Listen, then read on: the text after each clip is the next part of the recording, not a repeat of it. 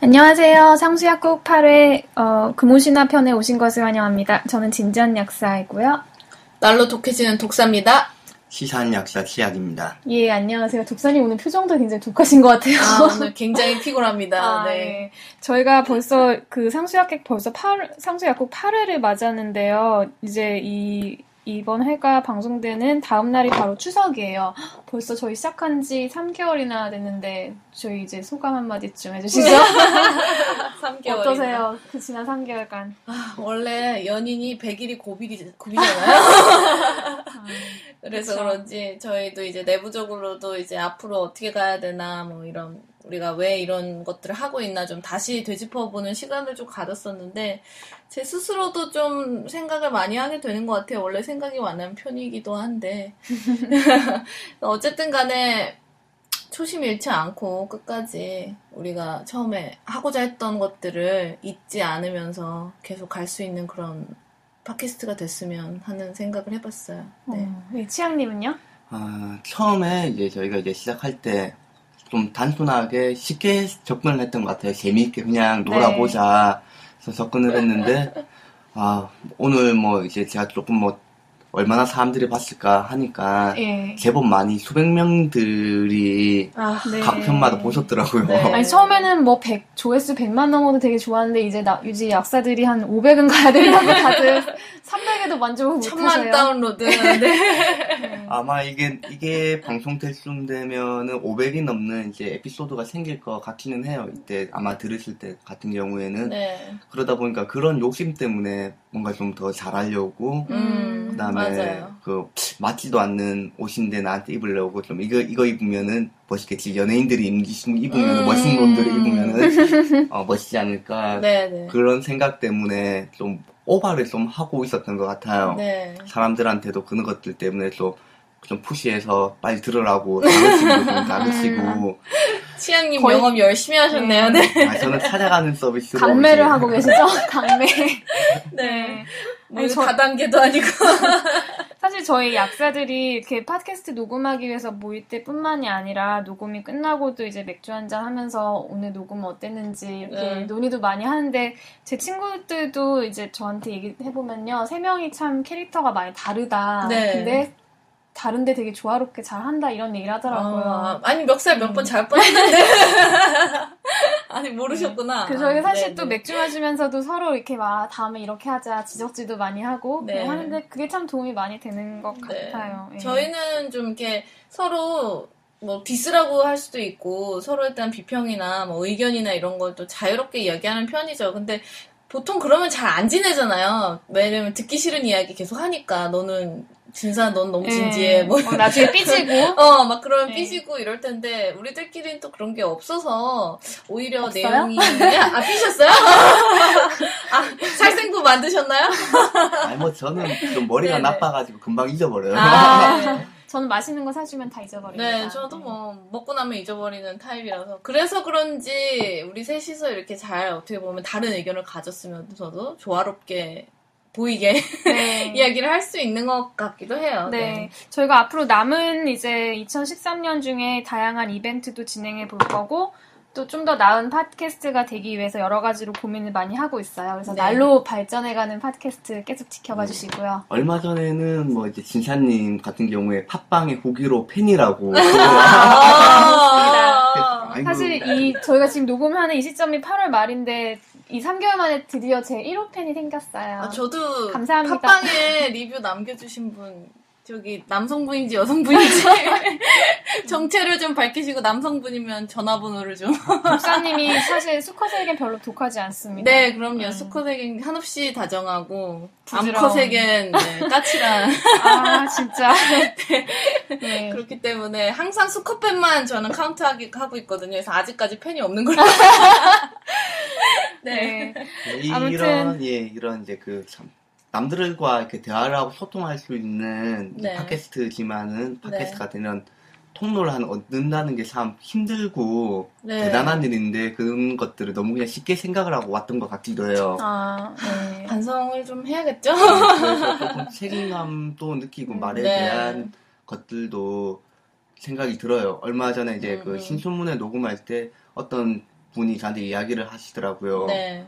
뭐 네가 뭘 안다고 그 열심히 씻은 사람한테 그 욕을 하느냐.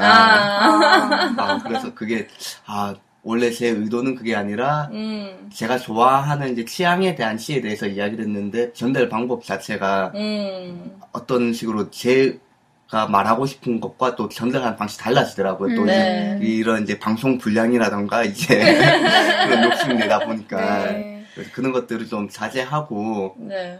사람들을 이제 욕을 해서 나를 돋보이게 하기보다는 내가 원하는 것들을 내가 말하고 싶은 것들을 좀 더 이제 잘 네. 이야기해서 전달하는 네. 게 더 좋지 않나 그런 걸 좀 배워야 되겠어요 앞으로도. 사실 그건 뭐 평생 이제 해야 되는 숙제 같은 거죠. 네. 우리 팟캐스트가 치앙님 사랑 만들고 있는데. 갱생 프로젝트 같아요. 갱생. 네. 근데 사실 치아님이 정말 초반에 비해서 점점 많이 달라지고 있다는 거를 좀 느끼네요. 한 3개월 만에 사실 사람이 바뀌기 힘들지 않거든요. 그리고 나이도 막 한 몇백 년 드신 분인데 점점 젊어지고 그러니까. 있다는 게 200년 드셨는데 이제 젊어지고 있다는 게 확 느껴지네요. 쑥과 마늘을 먹고 있기 때문에 100일이 지나면은 이제 놀라운 변화가 일어날 겁니다. 네, 그러면 오늘 우리 금오신화 얘기를 좀 해볼까요? 우리 이제 금오신화 같은 경우는 300살 되신 치앙님이 추천해 주셨잖아요. 방금 1분 만에 100살이 들었어. 나이가 많으신 우리. 네, 굉장히 치앙님. 진지하게 생각하세요, 네. 항상 치앙님이. 네, 치앙님 왜 금오신화 선택하셨어요? 예. 후회하고 있습니다. 선택한 거. 저희가 처음이 아니라 몇 주 전에 몇 번째 그 에피소드 중에 이제 신수문의 특집을 한번 한 적이 있었는데 네. 시를 한번 했잖아요. 그렇죠. 네. 가면 소설도 한번 해야죠. 소설도 해야죠. 예. 근데 그 하고 많은 소설 중에 왜 금오신화예요? 이해가 안 돼. 다시 말씀드리지만 후회하고 있습니다. 네. 선택한 이유는 우리가 네. 항상 뭔가 음식을 먹을 때도 네. 정말 이거 잘한다고 하는데 하면 원조 맛은 어떨까 그런 생각이 들잖아요. 네, 네. 최초에. 예, 살짝 이제 그 원조 할머니 국밥집 가서 한번 먹어보자는 생각으로 이제 선택을 했죠, 금오신화를. 금오신화는 최초의 한문 소설. 예. 그 금오신화가 우리나라 이제 최초의 이제 한문 소설로 뭐 알려져 있습니다. 왜 알려져 있다는 표현을 쓰냐면은 그 이전께 있었는지 뭐 옛날 작품이 묻혀가지고 없을 수가 있기 때문에 지금 현재 그렇게 이제 알려져 있습니다. 네. 역시 이게 원조 할머니 국밥집이라서 그런지 줄을 엄청 서서 들어가는 그런 기분이에요. 사실 되게 어려웠어요. 소설이 너무 이제 고어체도 많아서일 수도 있고 한자 표현이 많아서일 수도 있는데 글을 길진 않은데 되게 이제 내용이 단순하면서도 뭔가 이렇게 와닿지 않는 부분이 많아가지고 정말 줄 길게 서서 먹었는데 무슨 맛이지 이게?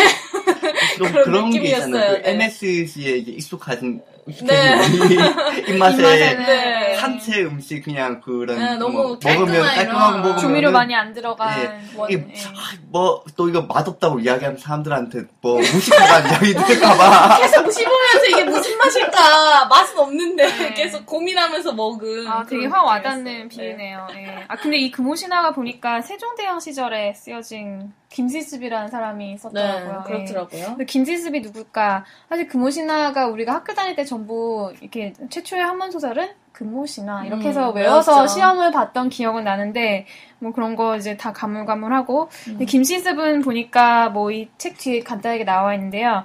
그 세종대왕 때 어릴 때부터 굉장히 천재로 알려져서 세종대왕이 이렇게 따로 불러가지고서 한번 얼굴 보기도 했었고 근데 이분은 뭐 정치를 좀 하고 싶었는데 잘 일이 안 풀려가지고 정치 뜻을 펴지는 못하고 산에 가서 이제 예술가가 돼서 소설을 쓰신 그런 지금으로 얘기하면 뭐 선거에 나갔다가 떨어져서 머리 깎고 그 산속에 들어가가지고 일종의 제야 정신 같은 느낌도 들고요.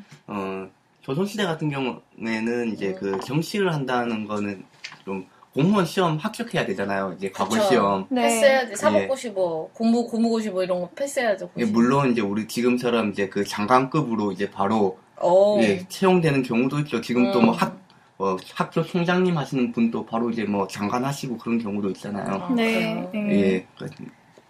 근데 이제 김치식 같은 경우는 어렸을 때 천재로 워낙 소문이 났대요. 뭐 거의 태어나자마자 뭐 글을 읽고 쓸 정도였고.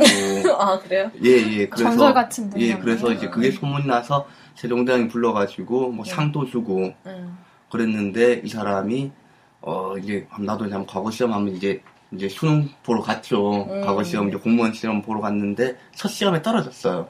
이때가 아마 19살 정도였던 것 같은데. 그게 자기가 이제 천재들은 좀 그런 게 있는 것 같아요. 자기가 생각하는 방식들이 있잖아요. 자기가 알고 있는 답이 있지만은 또 정부 정책이라는 게 있잖아요. 그러니까 거기서 원하는 답은 또 다르잖아요. 자기가 원하는 세상은 좀 더 크고 변했으면 좋겠는 세상에 대해서 답을 적고 있지만은 세상은 변했으면 하는 답이 아니라 그 체제가 유지되기 위한 답을 원하잖아요. 그렇죠. 그래서 아마 이 천재 김시습이 어렸을 때 시험에서 떨어지고 조금 방황을 하신 것 같아요. 상처받아서 어린 영혼이. 예. 그 김시습이 상 받았다는 그 에피소드가 저도 생각나는데 이제 세종대왕이 마음에 들어가지고 그러면 비단을 너에게 줄 테니까 가져갈 수 있을 만큼 가져가라 이렇게 했더니 이제 꽁꽁 이제 끝과 끝을 묶어가지고 자기 허리에 딱 맨 다음에 기차처럼 줄줄 끌고 갔다는 그런 에피소드가 생각이 나네요. 많은 비단을 갖고. 네, 어리기 때문에 이제 못 들고 가니까 머리를 써서 이제 돈맛을 좀 아는 사람. 그렇죠. 셈이 빨랐다. 그러니까 이게 천재들은 이런 식의 사고의 이런 전환을 갖고 있는 것 같아요. 틀을 벗어날 수 있는 그런 콜럼버스의 달걀 같은 경우에도 그 어떤 인식의 변화를 주는 거잖아요. 그렇죠. 그러면 오늘 그 금오신화가 사실 이게 여기 5가 들어있는 게 5개라는 뜻이잖아요. 그래서 읽어보니까 5개의 단편이었는데. 금오신화는 5가 5개가 아니라. 5 아니고 어떤 거야 그럼? 한자 너무 어려워요. 무슨 문자? 여기 5개 단편 맞지 않아요? 예, 5개 단편은 맞는데. 네. 예, 5는 무슨 놈인가요? 5가 5는 아니네요. 어려운 한자가. 김시습이 이 작품을 저술한 곳이 경주에 있는 금오산으로 알려져 있어서. 금오 마운틴? 오케이. 마운틴 금오. 마운틴 금오에서 했기 때문에, 금오신화. 어떻게 한 금강산의 동생쯤 되는 금오산이라고 부르면 되나요? 뭐 그렇게 넘어가도록 하죠. 넘어가죠. 아무튼 5개의 이야기가 들어있었습니다. 그 중에서 우리는 무슨 얘기 해볼까요? 일단 그 제목은 이제 5개의 제목은 일단 소개는 하는 게 좋을 것 같아요. 네, 간단히 소개해주세요. 예, 첫 번째 작품으로 이제 만복사 서폭이라는 작품이 있고요. 네. 요거는 이제 만복사에서 이제 윷놀이를 하는 제목입니다. 만복사가 절이죠. 예. 네네, 절. 서포가 이제 윷놀이. 절에서 윷놀이하다. 예. 절에서 도박을? 막장이네요. 그 다음 작품이 이제 이생규장전이라는 작품이 있고요. 네. 이생이 사람 이름이고, 이제, 규가 엿본다는 말이에요. 그 다음에 장이 이제 담장할 때 장자. 관음증. 예. 장이 이제 담장을 엿보는. 도박의 관음까지 나왔습니다. 야해, 더러워. 네. 그 다음에 이제 치유벽정기라는 작품이 있는데, 부벽정기. 예. 취해가지고, 논다. 부벽정에서. 부벽정이라는 정자에서 취해가지고 노는. 도박의 관음의 음주까지 나오네요. 개가 되어 노는 그런. 음주까지. 그래서 이 결론이 어떻게 됐냐. 네. 그 다음 이야기가 이제 남년부주시예요. 네. 남년부주시는 이제, 남년부가 이제 염라당이 있는 지옥입니다. 술? 훔쳐보고, 도박하고, 지옥 가는. 완전 대박인데요? 그 다음에 이제 있는 작품이 이제 용궁부연록입니다. 네. 예, 용궁에 이제 잔치에 나가서 이제 잔치에 놀러 간 이야기입니다. 지옥 갔다가 이제 천당까지 가는. 네. 소재 자체는 완전 제 삶인데요? 그래요? 19금인데요, 19금? 네, 19금 삶인데요. 환상적이네요. 이런 걸 우리가 중학생 때 배웠단 말이에요. 이런 19금 소설을. 굉장히 진보적인 나라예요. 가르치고 어릴 때부터 도박과 관음과 음주와 지옥 가는 것까지. 그 중에서 저희는 가장 핫한 사랑 얘기를 해보는 게 어떨까요? 관음증을 사면. 근데 훔쳐보는 게 남자가 아니에요. 여자야. 여자를 훔쳐보는 거야. 오늘 그러면 이생규장전에 대해서 좀 얘기를 해볼까 하는데 아무래도 우리가 사랑 이야기라면은 동서양 모두에서 이 가장 기본적인 이야기잖아요. 고전적인 이야기잖아요. 네, 그래요? 왜 이생규장전. 이렇게 난 모르겠지? 목사님 수컷팬 빨리 호출하겠습니다. 네, 네. 갑자기 마음이 아프네요. 눈물 없이 녹음할 수가 없네. 이생규장전. 네, 여기 이게 보니까 10대 사랑 이야기더라고요. 이생규장전이. 소설상에서 이생이 아마 28 청순 18이고 그 다음에 그 이생이 남자 주인공입니다. 네. 그 다음에 파트너로 나오는 이제 그 채씨 처녀가 있어요. 네. 채씨 처녀가 아마 16살 그렇게 나오는 걸로 알고 있습니다. 네. 까져가지고, 네. 그러면은 이 세종대왕이 살던 시절에 이 10대의 아름다운 그 처녀 총각들은 어떻게 사랑을 했는지. 네. 네. 그 보니까 여기 되게 시도 많이 나오더라고요. 소설 최초의 한문 소설인데 시도 되게 많이 나오고 시로 뻐꾸기를 날리더라고요. 이 시대는. 네. 그 작업 라인이 굉장히 섬세하게 들어가 있는 것 같아요. 네. 지금 작업 거는 거 굉장히 방법이 많이 다르죠. 네. 지금은 이름이 뭐예요? 전화번호 뭐예요? 이렇게 하는데. 우리 300살 되신 치앙님이 줄거리 소개 좀 해주시겠어요? 300살. 아유 뭐 다음에는 400살 될 것 같아. 거의 제가 이거 이제 그 출판되자마자 읽었던 것 같아요. 따끈따끈할 때 심장이 동시대 인물입니다. 제가 서점에서 기다려가지고 바로 제가 비닐봉지 뜯어가지고 읽었던 것 같은데. 그때 비닐봉지가 어딨어? 치앙님 유머 점점 늘고 있어요. 솔직히. 네. 아무튼 솔직히 솔직히 옛날에 재미없어. 진짜 역사님.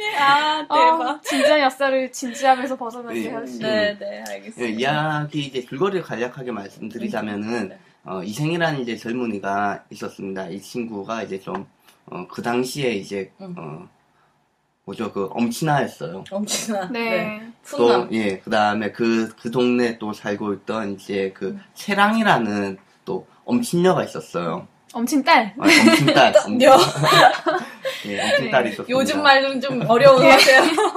아직 공부 중이에요. 네. 그 두 친구가 이제 눈이 맞았어요. 이제 그 이생이 이제 그 하도 유명하다는 걸 듣고, 네.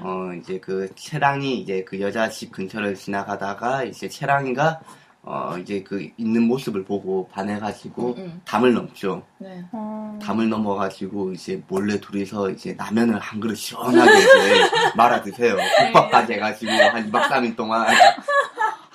한 번에 담 넘어서 2박 3일을 그대로 쭉. 이거 굉장히 파격적이다. 지금 요즘 막장 드라마에서도 보기 힘든 그런 러브스토리입니다. 요즘에도 막장 드라마에도 섬에 가도 하루만 배가 끊기지 다음날이면 다니거든요. 그렇죠. 2박 3일은 예, 그래서 굉장히 장기. 그런데 이제 부모님이 이제 이생의 부모님이 그 사실을 알게 되고 이제 이생은 이제 그 고향으로 이제 쫓겨나요. 혼나고 어린 놈 새끼가 공부는 안 하고 뭐하는 짓이냐 이러면서 예, 그래서 이제 채랑이 이제 그 상사병이 나고 그걸 알게 된 이제 그 채랑이 부모님이 이제 그 중재를 해가지고 둘이 결혼을 하게 돼요. 네. 뭐 물론 그 안에 이제 조금 이제 트러블이 있어요. 네. 트러블. 예, 막장 드라마니까 트러블이 당연히죠. 트러블 있습니다. 네. 네네. 아유 그 300년 전에는 영어 발음이 이랬어요. 오늘 치앙님이 빵빵 터집니다. 네. 너무 진심 재밌네요. 네. 그리고 이제 둘이 이제 결혼을 하게 되고 이제 둘이 행복하게 살았어요. 행복하게 살았는데 이제 홍건적의 난이 일어나고 이제 가족들이 뿔뿔이 흩어지고 피난 가는 도중에 이제 채씨 부인 채랑이가 이제 도적한테 이제 죽게 되죠. 네. 도적한테 죽게 되고 난리가 끝난 다음에 이생이 다시 돌아와 보니까 귀신이 돼서 이제 채랑이가 나타나죠. 네, 귀신이 되어서도 둘이 이제 사랑하는 마음을 가지고 판타지로 이제 넘어가는데요. 예, 살다가 한 3년 정도 살았어요. 3년 정도 사니까 이제 이생에서 자기 이제 끝났다고 염라대왕이 이제 옥황상제가 부른다고 이제 채랑은 이제 하늘로 가고 이제 이생은 이제 혼자 이제 살다가 이제 외로움에 병이 들어가지고 이제 죽었다. 네, 이런 이야기입니다. 근데 이 책을 보면, 이 이생규장전을 보면은, 서로 이제 유혹을 하는 부분이 되게 많이 나오잖아요. 네. 근데 우리가 한번 세종대왕 시절에 이 젊은 남녀들은 어떤 식으로 상대방이 유혹했는지 한번 살펴보면 좀 더 재밌지 않을까 싶어요. 유혹의 기술. 네, 우리도 좀 배워야죠. 작업 라인? 네, 작업 어떻게 하는지 좀 배워야죠. 원조 작업 방법을 한번 좀 찾아볼까요? 이거 배워서 이제 영원히 시집 못 갈 것 같은데. 이거 써먹었다가 하면 완전. 아니, 저희 청취자님들도 혹시 요즘에 좀 연애가 잘 안 풀린다 하시면은 300년 전. 네, 300년 전 우리 조상님들을 어떻게 유혹했는지 한번 찾아보도록 합시다. 그때 그 당시에 저쪽에 이제 그때 뭐 흥인시문이라고 했죠. 남대문? 네. 숭례문이 남대문이죠. 네, 숭례문 남대문. 아, 네. 그래요? 네, 그 근처에 이제 그 숭인 클럽이라고 썼는데 여기서 나온 대로 뻐꾸기를 많이 날렸어요. 유행했던 라인. 300년 전에. 네. 여기 보면은 최씨 처녀가 굉장히 그 작업을 먼저 이렇게 적극적으로 거는 그런 게 많이 나오고 오히려 네. 이 이생은 되게 소극적이고 약간 걱정하고 책임져야 될까봐 약간 한 발 물러서고 약간 그런 모습을 묘사하는 부분이 되게 재밌었거든요. 나름 여기 나오는 여성이 좀 신여성이에요. 되게 적극적으로. 요 부분을 조금 이해 쉽게 말씀을 드리자면은 배경을 말씀드리자면은 요즘 시대로 말씀드리면은 네. 이생 같은 경우에 이제 좀 고시생 느낌이에요. 집안이 고시생. 좀 잘 살지는 못하지만은 네네. 대대로 이제 학자 집안 좀 공부를 잘해가지고 이제 출세를 하려고 하는 그런 집안에 있는 공부 잘하는 학생이고 채랑이는 이제 집안이 좀 재벌가예요. 재벌가 이제 문항동녀인데 이 집이 좀 그 집안에 인물은 좀 없어요. 돈은 많은데 인물이 없어요? 아니면 공부를 잘? 예 그런 이제 뭐 권력이 있어가지고 특출나게 뭐 남들이 알아줄 만큼 사회적인 명예는 없는 사업하는 집안이 졸부라 이거죠. 네. 그러면 어디 여기서 그 유혹 얘기를 먼저 해볼까요? 아니면은 여기 나온 에로티시즘 이야기를 해볼까요? 유혹부터 먼저 하면 되겠네요. 가봅시다. 그 여기 앞에 보면은 네. 3초 이상 말이 없으면 방송 사고죠. 뭐 그거 넣어야 된대요. 징글 같은 뭐 이렇게 중간 배경음악 이런 거 넣어야 된대요. 다시 갈까요? 저희가 약간 그 대본 없이 하다 보니 오늘 3개월 만에 첫 방송사고를 내고 왔습니다. 이게 그 원조 할머니 국밥집에 가서 밥숟가락 한 그릇 드셨는데 이제 진사님 이 맛을 뭐라고 표현해야 되지? 잠깐 할 말이 없어. 사실 저는 여기서 그 시 중에서 시로 유혹하는 이것들을 한번 좀 얘기해봤으면 좋겠었어요. 시로 유혹하는 부분이나 아니면 이 최 씨가 처음에 어떻게 이 이생에게 대시하는지 대시를 하는지 작업을 하는지 나랑 사귀자 이 말을 어떤 식으로 하는지 그래서 그 부분이 있는데 제가 한번 읽어보겠습니다. 그 이생이 이제 담을 넘어가지고서 이제 처음에 담을 넘어오는 건 이생이에요. 근데 그거를 받아주는 거는 최 씨잖아요. 네. 근데 최 씨가 이제 처음에 하는 얘기가 이제 시를 먼저 읊으면서 유혹을 하죠. 근데 이생이 또 시를 읽으면서 거절을 한다고 할까요? 네. 거절이라기보다는 좀 엔조이만 하자 이런 느낌이죠. 유씨가. 유씨가 짧은데 제가 최 씨 부분을 읽을 테니까 치양님이 이생 부분을 좀 읽어주시겠어요? 그렇게 하도록 하겠습니다. 몇 쪽이죠? 이게 페이지가 안 나옵니다. 제가 페이지가 38쪽입니다. 복사나무, 오얏나무, 가지 사이에 꽃송이 탐스럽고 원앙 베개 위에는 달빛이 곱디 고와라. 다음날 어쩌다가 봄 소식이 새어나가면 무장한 비바람에 가련해지리라. 이렇게 유혹을 서로 관심 있으면 표현을 했다는 거군요. 뭔 말이죠? 그러니까 나무에서 꽃송이가 탐스럽게 피어있고 베개에는 달빛이 들이누워져 있다는 것 보니 밤인 것 같아요. 베개 여기로 와라 이거. 그렇죠. 베개 위에 달빛이 내가 곱게 있으니까 와라. 카몬 밤인데 한밤중에.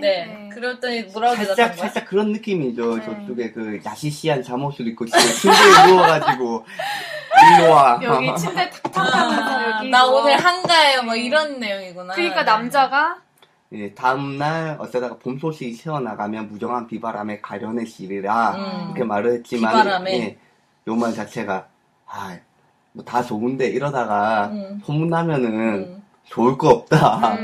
남자가 되게 소심해요. 예. 예. 근데 여기서 바로 이제 최 씨가 시를 대답하는 게 아니라 바로 그냥 얘기를 하죠. 저는 본래 당신과 부부가 되어 아내로서의 도리를 다하며 영원히 즐거움을 누리려고 했습니다. 그러나 당신께서는 어찌하여 이런 말씀을 하시나요?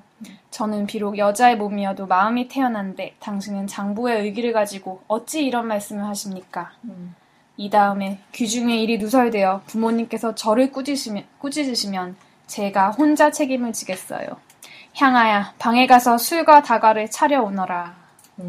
이러면서 그냥 자기가 다 책임질 테니까 들어와. 라면 먹자. 라면 먹을래도 아니고 라면 먹자. 누나가 다 책임질게. 뭐 이런 내용인데.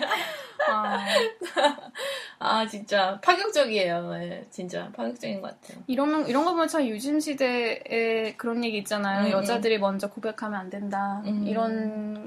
이런 좀 연애의 뭐라 그럴까 기술? 꼭 지켜야 된다고 뭐 사람들이 이렇게 흔히 얘기하는 여자는 먼저 고백하면 안 되고 남자한테 은근히 관심을 보여야 된다. 남자 고백할 때까지 기다려야 된다. 그런데 네. 그거하고 이제 세종대 씨 쓸 때는 완전히 달랐네요. 이 시대는. 그러게요. 네. 제가 300년 전에 태어났어야 되는 거예요. 네. 유호 외에도 이 시가, 이 이생 규장전이 이제 직접적으로 이 둘이 2박 3일 동안 라면을 어떻게 끓여 먹는지, 얼마나 불려서 먹는지, 얼마나 많이 먹는지 이런 거는 안 나오지만. 안 나와요. 직접적으로 안 나오잖아요, 여기에. 네. 근데 되게 에로틱한 그런 부분들이 굉장히 많아요. 그래서 우리 약사님들이 좋았던 부분, 여기서 가장 에로틱하게 느꼈던 그런 부분들을, 하나씩 찾아서 읽어보면 어떨까 하는데. 어디에서 느끼셨어요? 에로틱한 부분을? 저는 여기 시들이 굉장히 네.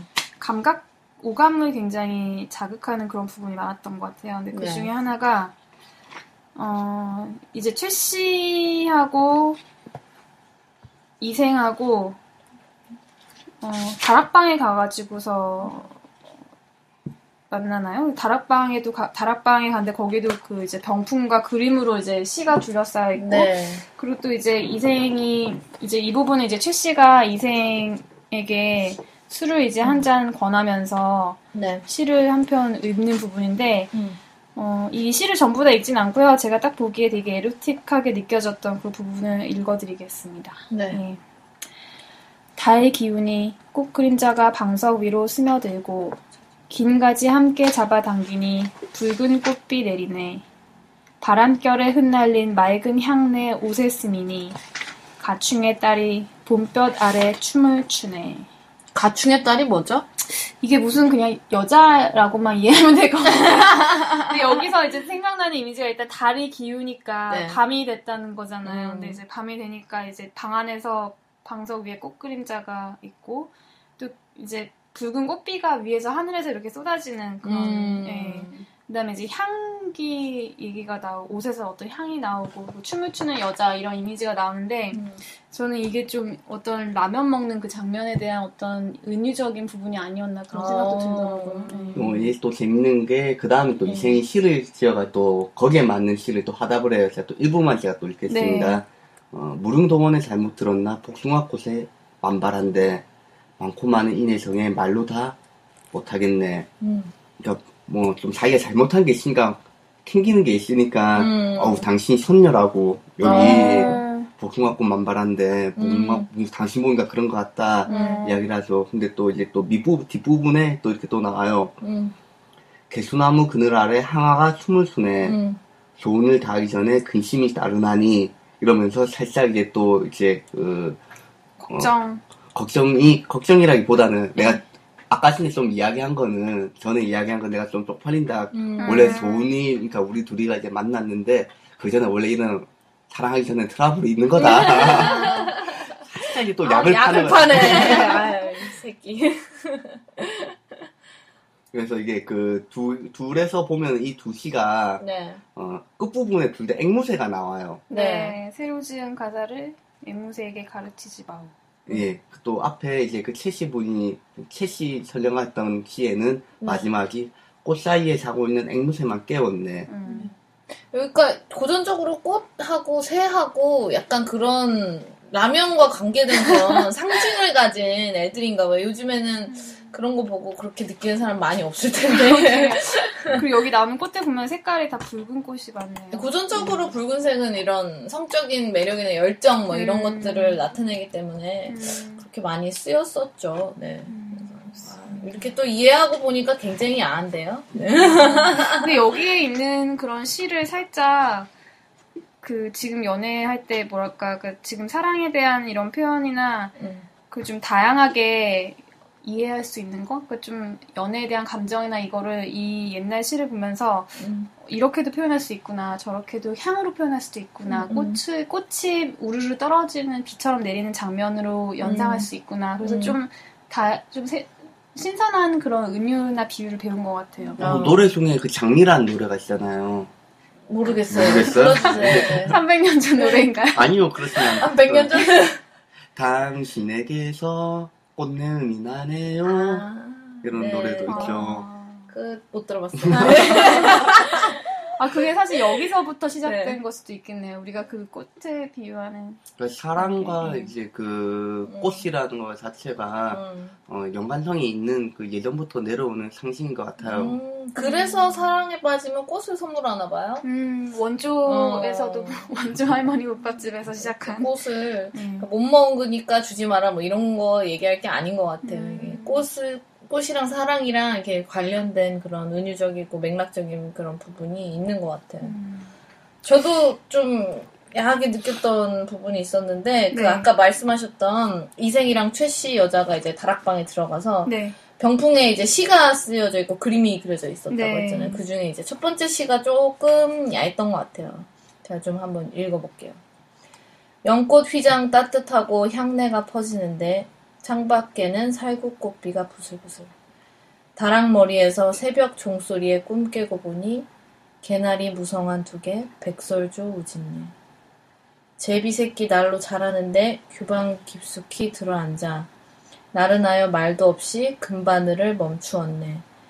꽃 속의 나비들이 쌍쌍이 날아 앞다투어 정원 그늘로 지는 꽃을 따라가네.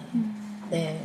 새하고 꽃하고 이런 것들이 쌍을 지어서 이렇게 어떻게 보면 흩날리고 막 이런 것들을 뭐 시각적이고 이런 또 청각적. 향기, 뭐 이런 것들 여러 가지로 해서 이렇게 표현을 했는데, 근데 사실 요즘 시대에 이런 은유를 모르고 들었을 때는 굉장히 이게 평화로운 그런 그림으로 상상이 될 것 같아요. 그러니까 꽃이나 뭐 벌레 뭐 이런 뭐 새들이 이렇게 쌍으로 나돌아다니고 이런 것들이 성적인 은유가 들어있다는 걸 우리가 알고 들으면 이것도 되게 야하지만 모르고 요즘 그냥 사람들 정서의 이 시를 들었을 때는 그냥 되게 평화로운 자연을 묘사했구나 이렇게 생각할 것 같아요. 그래서. 어떻게 보면 정말 여기 19금 장면을 직접 소설에서 얘기는 안 하지만 그 19금이 2박 3일간 벌어지는 그 장소가 이 전부 이런 은유적인 새와 꽃과 쌍쌍이 날아다니는 나비들로 이렇게 휩싸여 있잖아요. 그게 쓰여진 시로 쌓여 있잖아요. 그러니까 참 거기가 19금 방에 대한 묘사로 대신하고 있네요.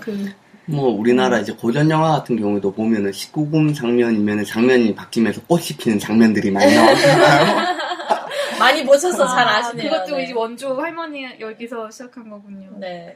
그러니까 그렇습니다. 뭐 그러면은 이생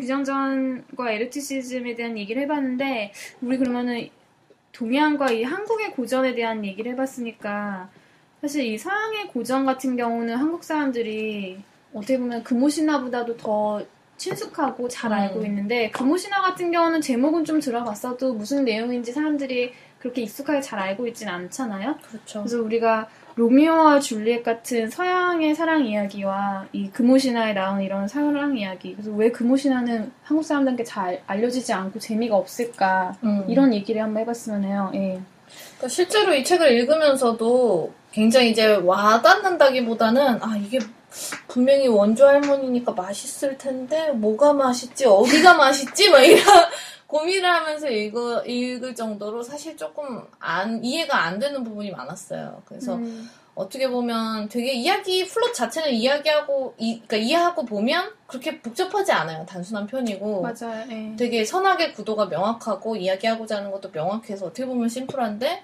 그걸 어떻게 보면 풀어내는 방법이나 이렇게 전달하는 방법이 재해석되거나 뭔가 현대인의 입맛에 맞지 않은 부분이 좀 있는 것 같아요. 네. 그래서 이해하고 싶어서 노력하고 연구하고 봐야지만 이제 알 수 있는 것들이니까 이제 현대 독자들은 금방 포기하겠죠. 1차에서. 재미없다. 또 금방 갈 것 같아요. 우리가 커피 같은 경우 마실 때 처음에, 우리나라에 이제 그런 이제 원두 커피가 들어온 지가 한 10년, 20년 됐죠. 네. 근데 처음에 마실 때는 이게 쓴 걸 왜 먹냐고 설탕 프림 들어간 것만 사람들이 찾았는데 먹다 보니까 익숙해지고 또 그런 것들에 이게 어떤 맛인지 뭐 이제 코핑도 이제 요즘에 배우는 사람들도 많고 네. 배우잖아요. 네.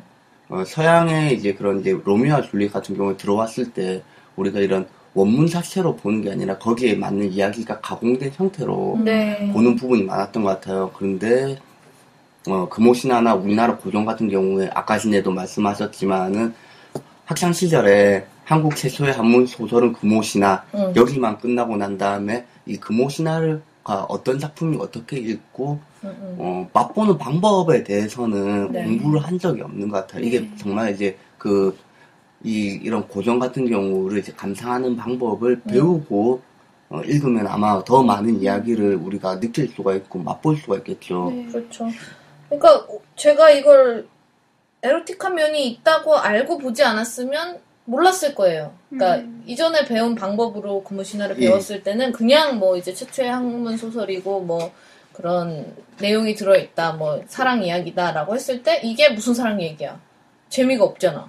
뭐 어떻게 이게 작업이야? 이게 어떻게 라면 먹는 얘기야? 이렇게 되잖아요. 네. 그러니까 이제 이해가 안 됐던 거죠. 근데 이제 그걸 알고 봤을 때 하고 모르고 봤을 때 하고 이해도가 천지 차이니까 작품을 어떻게 보면 표지만 봤다고 봐도 다르지 않겠죠. 그죠. 표지가 지금 이 책 표지를 보면은 우리 이 책이 에로틱한 뭐 사랑 이야기인지 무슨 이야기인지 전혀 알 수가 없잖아요. 그냥 김신셉 할아버지 가 쓰시고 이렇게 진지한 표정 지으시면서 민음사에 있는 책을 샀는데 굉장히 고집센 할아버지 한 분이 지금 앞에 계세요. 네. 되게 이게 문학적으로는 참 중요한 소설인데 이 표지만 봐서는 저처럼 이제 책을 많이 읽지 않는 평범한 그 직장인의 경우는 사실 딱히 손이 가지 않는 그런 고전 이야기예요. 할아버지가 무슨 얼마나 흥미로운 이야기를 들려주겠어. 약간 이런 느낌이 오기 때문에. 근데 사실 저는 상수약국에서 이 금오신화 이야기를 하면서 오히려 이게 10대의 사랑 이야기, 그리고 이 시대의 세종대왕 시절에는 이제 어떤 식으로 유혹을 했을까. 물론 이게 뭐 세종대왕 시대 때 연애의 모습을 그린 건 아니지만, 그런, 아니면 또 시로 어떻게 사랑을 자기 마음을 은근하게 드러냈을까. 그런 거를 하다 보니까 오히려 되게 재밌는 것 같아요. 왜냐면은 일단은 한국어로 되어 있고, 한국어로 내가 사랑을 표현하거나 그런 연애 감정을 묘사하는 데 있어서 뭔가 비유할 수 있는 것이나 표현 방법을 되게 그 영역을 넓혀주는 것 같아요. 근데 그거를 아무 생각 없이 읽었으면 되게 재미없었을 것 같아요. 그래서 금오신화를 차라리 좀 소위 얘기하는 마케팅을 할 때 뭐 10대의 사랑 이야기. 그러니까 되게 보수적인 사람 입장에서는 금오신화를 최초의 한문 소설로 마케팅하자라고 이야기를 할 수도 있지만 만약에 젊은층이 더 많이 읽었으면 한다 싶으면은 오히려 우리 상수약국에서 금오신화를 다뤘듯이 원조 사랑 이야기? 원조 사랑 이야기. 우리 세종대왕 되게 할머니 사랑 이야기 같다.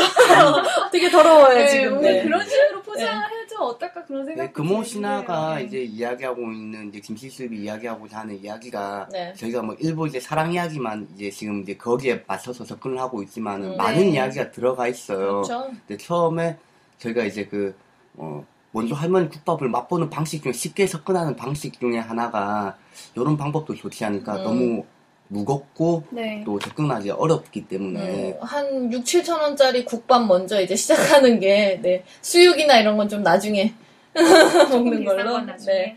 그러니까 좀 저도 안타까운 부분인 것 같아요. 이게 한국의 고전 콘텐츠가 어떻게 보면 굉장히 탄탄하게 있을 텐데 저희가 지금 아는 거는 금오신화로 시작을 했지만 있을 텐데 한 번도 어떻게 보면 좀 제대로 된 한국인의 현대 한국인의 입맛에 맞춘 각색이나 재해석 이런 것들이 안 됐었단 말이죠. 금오신화 특히.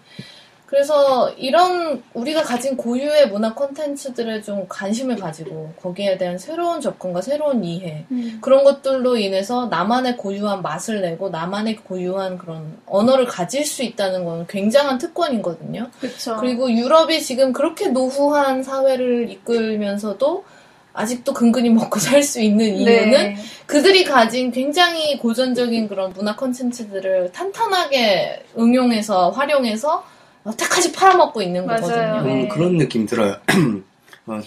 유럽인들 같은 경우에 그 할아버지가 물려준 건물을 계속 리모델링 해가지고 네. 계속 이제 세입자들한테 이제 비싸게 팔아먹는데 우리나라는 할아버지가 물려주신 그 건물을 그대로 안 바꾸고 할아버지 건 그대로 지켜야 돼 이런 그런 마음 때문에 낡으니까 사람들이 또 거기서 안 살고 좀 새집 살려고 하잖아요. 네. 그런 느낌도 있는 것 같아요. 물론 이제 일면에서는 또 보존할 부분이 있기는 있어요. 하지만은 또 반면에는 어느 정도 또 활용을 해야 되는 부분도 있는데 다른 우리나라가 성장하고 있는 여러 가지 콘텐츠뿐만 아니라 산업에 비해서 고전을 네. 아직은 조금 보존하는 부분과 동시에 또 활용하는 부분을 좀 같이 가야 되지 않을까 싶은 생각이 근데 듭니다. 우리가 건물에 비교하니까 저는 우리나라 같은 경우는 할아버지가 살던 건물은 박물관에서만 보고 그걸 밀어버리고 새로운 거 올리는데 로미오와 줄리엣이 살던 그런 유럽의 것을 갖고 와서 새로 지으려는 그런 거인 것 같아요. 예, 그렇죠. 오히려 되게 우리나라 것을 현대화해서 어떤 식으로 우리 생활에 같이 우리가 어쩌면은 이렇게 자각하지는 못하지만 자연스럽게 우리의 것으로 이제 하는지보다 그런 것보다 오히려 그런 것은 딱 그 옛날 것은 딱 박물관이나 이런데 딱 가져가서 보존을 해야 되고 다만 일상생활이랑 좀 떨어져가지고 하기 때문에 오히려 유럽이나 미국은 잘 모르겠지만 유럽 같은 경우는 그게 일상의 일부가 되잖아요. 예. 겉에 있는 구조를 그대로 남겨서 안에만 레노베이트 하든지 아니면은 조상이 대대로 쓰던 물건을 집에 이렇게 간직하고 있든지. 근데 우리는 건물 같은 경우는 그냥 밀어버리고 재개발하는 것 같고 아파트 이런 것으로 가고 그리고 옛 것은 오히려 일부만 박물관 이런 데서 보존되는 것 같아요. 그러니까 우리나라에서 솔직히 보존되는 경우는 정말 뭔가 이렇게 의미가 있었고 랜드마크적인 게 있어서 이제 박물관화 되는 그런 유물화 되는 그런 게 한 가지가 있고 네. 나머지는 이제 돈이 되니까 하는 건데 돈이 되게끔 사실 만들어야 되는데 만들지 않고 남이 돈이 되고 있는 것을 가져다가 B급으로 만드는 거죠. 외국에서 이미 돈이 되고 있는 걸 가져다가 실제로 대한민국에서도 이런 고전의 어떻게 보면 가치를 재해석하고 재발견하려고 하는 시도들이 있었던 것 같은데 이제 최근에 지금 생각나는 게 방자전이 생각이 나거든요. 그러니까 네. 춘향전을 각색해서 방자가 주인공이 되는 이제 2, 3년 전에 네. 또 조효정 생각이 나네요. 네. 갑자기 활짝 미소를 시장님께서 네. 그런 영화가 있는데 사실 뭐 이제 물론 조효정의 그런 파격적인 노출이나 이런 걸로 영화가 많이 이슈가 됐지만 사실 그 안에 이제 근본적으로 들어있는 각색된 내용은 뭐냐면 주인공이 춘향과 이몽룡이 아니라 방자와 춘향으로 이제 어떻게 보면 이제 뒤틀어서 보는 거였죠. 근데 제가 좀 되게 웃겼던 게 이 영화를 가지고 춘향전을 지키고 뭐 보존하는 그런 협회 같은 게 있었나 봐요. 거기서 이제 되게 반발을 한 거죠. 영화 자체를 내려라. 어떻게 춘향이의 그런 우리가 가진 고전에 대한 그런 명예를 훼손하고 실추시킬 수 있느냐 하면서 집단으로 이제 반발했던 적이 있었어요. 근데 물론 이제 영화는 상영이 됐지만 네. 그러니까 그런 식의 반응들이 어떻게 보면 지금 대한민국이 고전 문화 콘텐츠를 어떻게 생각하고 있는지를 보여주는 그렇네요. 대표적인 예라고 생각하거든요. 그러니까 지킬 거는 너무 지키는 거죠. 지키다 이제 똥 되는지도 모르고 네. 지키는 거고 또 버릴 건 또 너무 과감하게 버려요. 네. 그러니까 이것들을 어떻게 보면 우리 삶 속에서 녹여내서 내 옆에서 살고 있고 이런 문화 콘텐츠들이 내 안에 구성이 돼야지 그게 사실 되게 의미가 있는 건데 문화나 유물이 박물관에 있으면 의미가 없는 거거든요. 그게 내 삶 속에 있어야 의미가 있는 거고 그게 지금 현재 진행형이어야 그 예전에 이런 유물들까지 모두 이제 가치를 가지게 되는 건데 이렇게 딱 단절되는 그런 문화 콘텐츠적인 부분들이 되게 아쉬웠었던 부분이었어요. 이게 또 동시에 좀 겁이 나는 부분도 있어요. 네. 그 얼마 전에 이제 워낙 이제 미디어의 힘이 강하다 보니까 얼마 전에 그 아이유가 나온 드라마 중에서 이제 이순신 뭐 그런 게 최고다 이순신이었나요? 최고다 이순신가 보진 있었죠. 않았는데. 예. 근데 어떤 또 어린 세대 같은 경우에 네. 또 검색을 하면 제 친구 네이버에 검색을 하면 이순신이라고 검색하면 아이유가 연관 검색어로 나와요. 네. 그래서 이제 이순신이라는 이제 우리 뭐 이순신 장군을 아는 게 아니라 이순신이라는 사람은 아이유다 이런 공식으로 알 수가 있다는 거죠. 그 또 안중근 의사도 뭐 내과인지 아는 그런 친구들도 요즘 어린 친구들이 많고 그래서 네. 정치권에서도 이제 국사 자체를 이제 그 수능에 있어서 의무 과목으로 하냐 마냐 그런 논의도 있고 네. 그렇거든요. 근데 항상 이제 제가 느끼는 거지만 그런 식의 대중의 오해는 창작자가 비꼬았기 때문에 창작자가 그걸 재해석했기 때문에 오해가 생기는 게 아니라 결국에 아까 말씀하신 것처럼 교육 현장에서 제대로 가르치지 않았기 때문에 그런 오해를 하는 거죠. 왜냐면 교육 현장에서 내가 배우지 못했고 내가 배운 건 오히려 미디어에서 먼저 배운 거죠. 네. 그러니까 아이들이 오해를 하는 거거든요. 교육 현장에서 제대로 가르치고 역사에 대한 의식과 역사에 대한 그런 교육을 충분히 다각적으로 가르쳤다면 최고다 이순신을 보면서 이순신이 아이유구나라는 오해를 왜 하겠어요. 그런 1차원적인 아주 초보적인 실수를 할 리가 없죠, 대중이. 근데 그런 것들이 이루어지지 않은 상태에서 미디어에서 그런 각색과 재해석이 시작이 됐을 땐 굉장히 이제 위험한 결과를 초래할 수 있다는 부분은 저도 인정해요. 그러니까 우리나라에서는 아직 동의 자체가 좀 잘 안 된 것 같은데 네. 뭐 예를 들어가지고 아까 전에 말한 방자전 네. 그런 영화가 상업적으로 성공을 거뒀다. 그러면은 제가 생각할 때는 그 춘향전이라는 그 원작을 지키기 위한 그런 거에 대해서 그 수익의 얼마 정도를 뭔가 자기들이 암묵적으로 법적으로 하는 게 아니라 자기들은 그런 것들을 지키기 위해서 하는 문화가 필요하지 않을까. 저는 그게 굉장히 보수적인 시각이라고 느껴지는데요. 왜냐면 네. 그게 어떻게 보면 창작의 자유인데 네. 춘향전을 방자의 시각에서 재해석해보겠다는, 그리고 저는 그런 게 오히려 춘향전에 대한 이해를 더 다채롭게 하고 네. 더 다양하게 해준다고 생각하거든요. 근데 그러니까 솔직히 문화 콘텐츠 자체는 누구의 것이 아니죠. 그리고 지켜야 되는 것도 아니고 오히려 지킨다는 거는 내가 그걸 기억하고 내가 그걸 해석할 수 있는 부분에 있어서 지켜진다고 생각을 하는데, 왜냐면 이 원문 자체가 있다는 걸 사람들이 알잖아요. 춘향전을 각색해서 방자전이 나왔다는 걸 알지. 방자전이 먼저고 그 다음에 춘향전이라고 생각하는 대중은 아무도 없거든요. 근데 이제 그런 것들에 대한 고전에 대한 너무 어떻게 보면 지켜야 되고 이게 소중했고 이게 좋았고 과거에 대한 약간 판타지? 과거가 좋았고 지금은 안 좋다라는 그런 생각들이 어떻게 보면 만연하기 시작하면 어떻게 보면 이런 자연적으로 이제 발생하는 창작의 열기나 창작의 그런 어떻게 보면 산업? 뭐 이런 것들을 다 저하시킬 수 있는 요소가 된다고 생각합니다. 그리고 또 거기에 추가해서 오히려 이게 현재 그 고전의 모습대로 보존해야 된다, 지켜야 된다 이런 생각이 강해지면 오히려 대중들에게는 잊혀질 수가 있어요. 네. 왜냐하면 그게 그 시대마다 고전을 어떻게 받아들이는지가 이렇게 점점 달라져야지 정말 새로운 해석이 나오고 또 시대가 바뀌고 사람들의 생각이 달라지면은 또 새로운 고전에 대한 새로운 면을 발견하고 또 그걸 바탕으로 새로운 창작의 토양이 되는 거거든요. 고전이라는 그렇죠. 게 사람들에게 새로운 상상력의 원동력이 될 수 있고 재해석을 하게 해주는 가능성을 열어주고 이런 건데, 다만 그런 재해석을 하는 것은 고전을 해야 하는 것이다.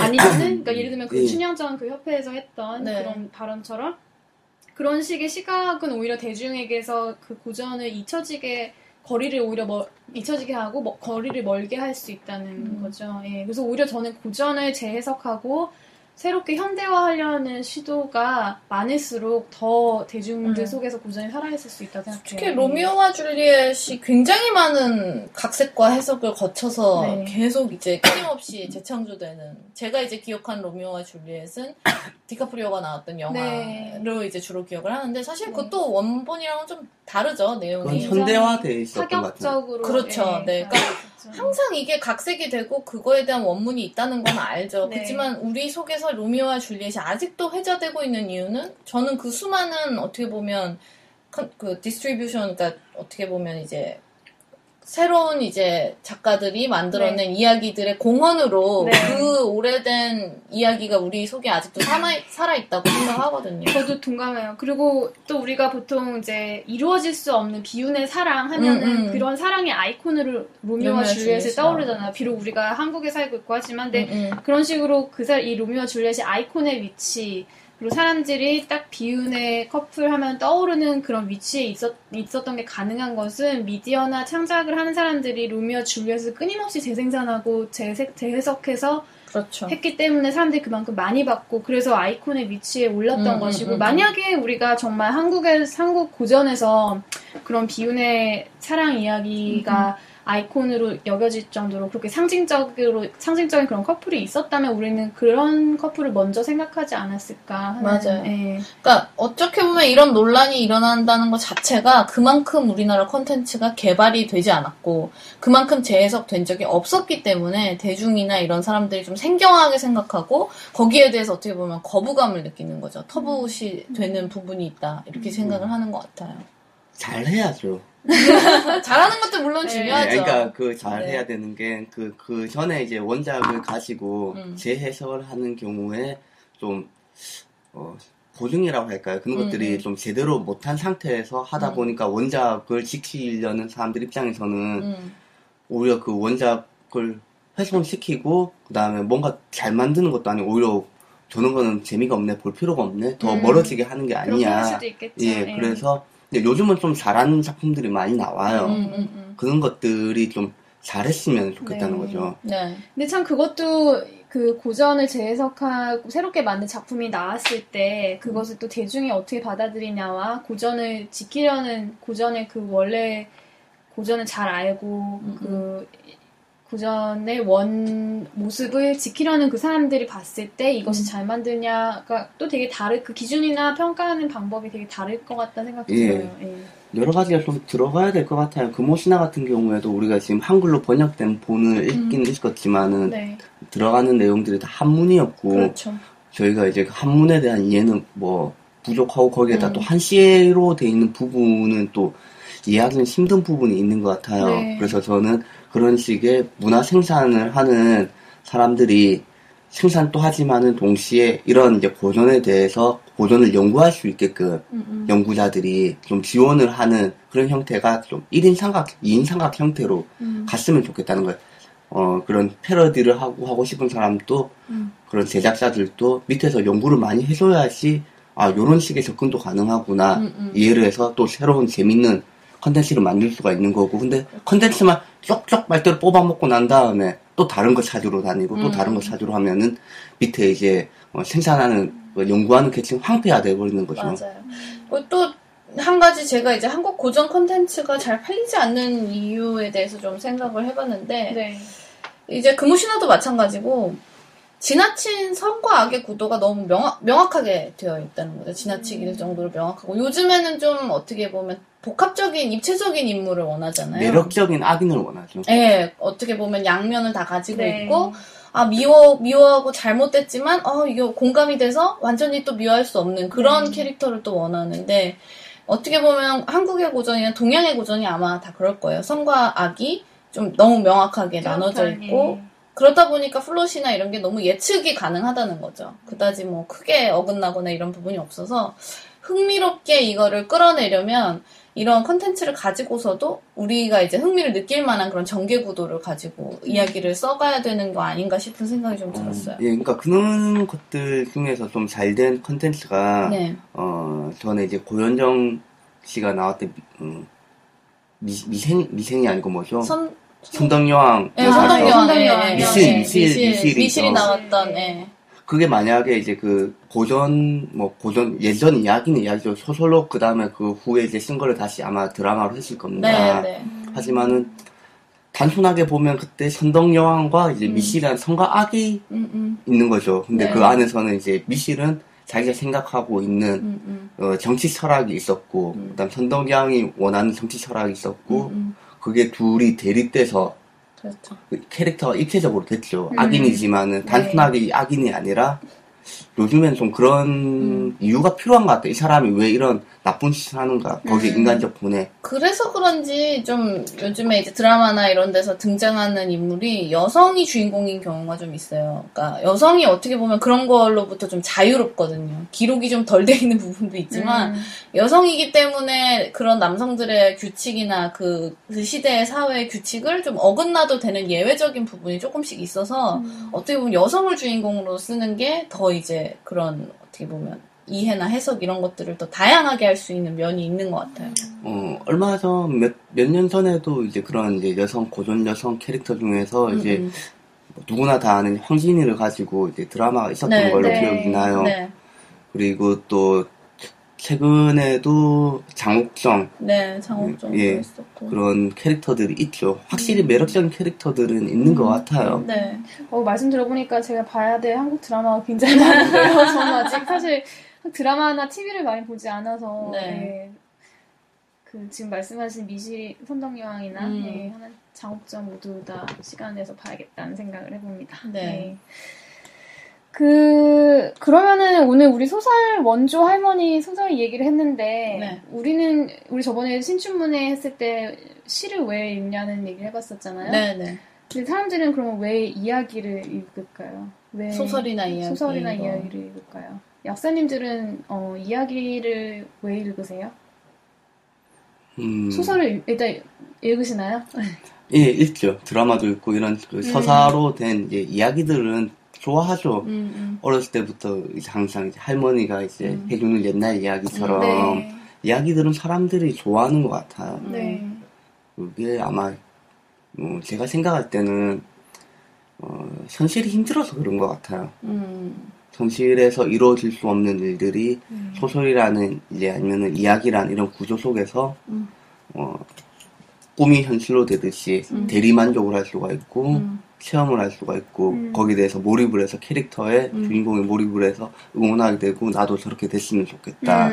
그런 힘이 있는 것 같아요. 그리고 이런 이제 소설을 같은 이제 규모 신화를 이제 썼던 김시숙 같은 경우에도 자기가 이제 현실에서 다 하지 못했던 이런 이제 그 절망과 고뇌들이 소설을 통해 가지고 좀 이루고 싶은 것들. 김시숙이 좀 좌절한 지식인으로 봐야 되거든요. 당시에 이제 누구죠? 세종대왕 다음에 이제 단조가 있었고, 단종이 있었고, 세조가 이제 왕위 찬탈을 하잖아요.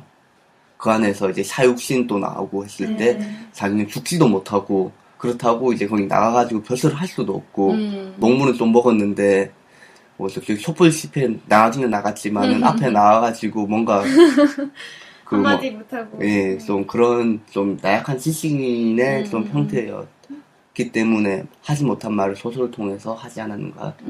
그런 것들이, 사람들이 서사, 문학, 이야기를 좋아하는 게 아닌가 싶어요, 저는. 김시습은 한편으로는 기사에다, 신문 기사에 이제 투고하잖아요. 칼럼이나 자기 의견을. 근데 그렇게 하는 대신에 허구의 세계를 만들어낸 거네요. 논픽션 같은 컬럼을 쓰는 것 대신에 자신이 현실에 현실에 참여할 수 없는 그 대신에 허구의 세계를 만들어내서 사람들에게 접근했군요. 예술가가 그런 면이 좀 있죠. 자신의 유토피아나 판타지 이상 같은 거를 자신의 작품으로 이제 대신하게 하고 싶어하는 그런 욕망을 가진.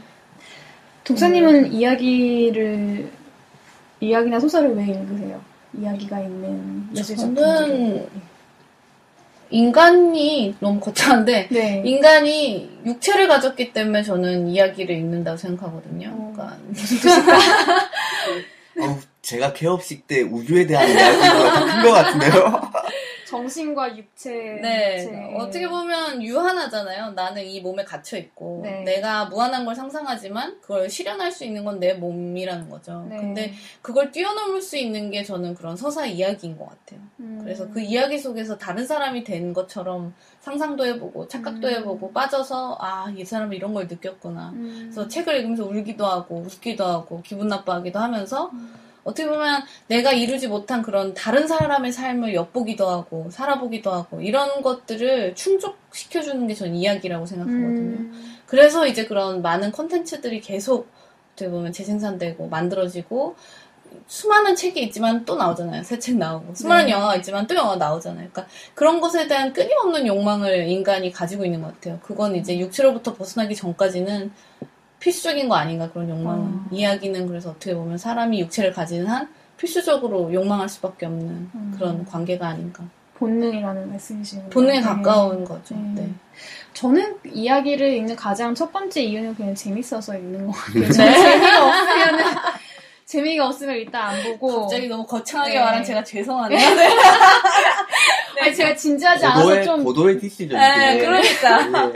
네, 진지하지 않아서 좀 놀라셨나? 죄송합니다. 근데 저는 재미하고, 그리고 궁금해서. 그러니까, 이렇게 소설이 몰입하다 보면은 이거 다음에 어떻게 될까? 근데 그게 독사님이 말씀하신 거랑 좀 닿아 있는 부분이 있는 것 같아요. 이 사람은 이 순간에 어떤 선택을 할까? 다른 사람은 어떤 식의 삶을 살았을까? 뭐 지난 시대에 다른 나라에서 무슨 일이 있었을까?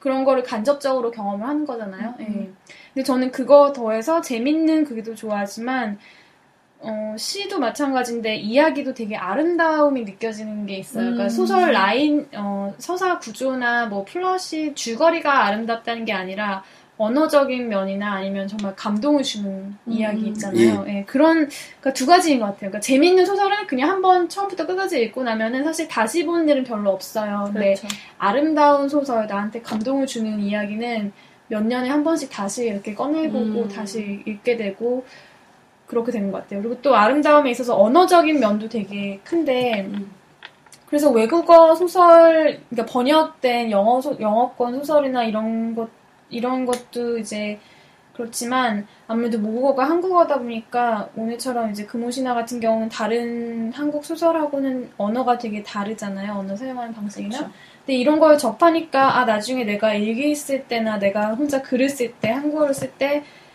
여기에 이 금오신화 읽었던 게 좀 영향을 미치지 않을까라는 그런 생각이 들어요. 다른 시대에서 언어를 어떻게 한국어를 사용했느냐를 지금 이 시대와 다른 게 그게 정말 상상력의 영역을 좀 넓혀주는 언어 사용의 영역을 넓혀주는 역할을 하는 것 같아요. 그렇습니다. 그렇군요. 네. 다음에 만약에 진사님이 연애를 하시면 그런 말 하실 것 같아요. 네, 뭐라고 할까요? 제가 스스로 푸른 바다에 구슬을 봤었지. 아니면은 뭐 이런 얘기는 그 집안의 향을 훔쳐가겠습니다. 뭐 이런 말을 하지 않을까요? 네. 진사님도 결혼 못하는 걸로. 우리 같이 그냥 이웃에 살면서 고양이나 키워요. 네. 상수 약국이나 계속 운영하죠. 네. 그러면 늙은 여자 둘이서 약사 둘이서 약 팔면서. 네. 네, 우리 뭐 금오신화 하면서 되게 고전에 대한 얘기 해보니까 사실 뭐 치양님이 이 책 선택하고 후회하셨다고 하셨는데 네. 잘 선택한 것 같다는 생각이. 네, 그렇죠. 네, 특히나 좀 연애에도 앞으로 도움이 됐으면 좋겠어요. 그건 아닌 것 같아요.